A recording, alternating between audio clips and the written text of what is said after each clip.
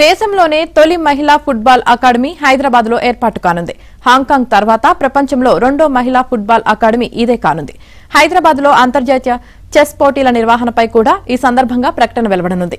తెలంగాణ ప్రభుత్వం ఈ నెల 8, 9 తేదీల్లో భారత్ ఫ్యూచర్ సిటీలో నిర్వహించనున్న తెలంగాణ రైజింగ్ గ్లోబల్ సమిట్ కు పలు రాష్ట్రాల ముఖ్యమంత్రులను ప్రత్యేకంగా ఆహ్వానించాలని నిర్ణయించారు. ఆయా రాష్ట్రాల సీఎంలను స్వయంగా కలిసి ఆహ్వానించే బాధ్యతలను మంత్రులకు సీఎం రేవంత్ రెడ్డి అప్పగించారు. ఎవరెవరు ఏ రాష్ట్రానికి వెళ్లాలో సీఎం నిర్ణయించారు. ఈ నెల 4న మంత్రులు ఆయా రాష్ట్రాలకు వెళ్లి ఆహ్వాన లేఖలు అందించనున్నారు. ఢిల్లీ సీఎం కేంద్ర మంత్రులకు తెలంగాణ ఎంపీలు ఆహ్వాన లేఖలు అందిస్తారు.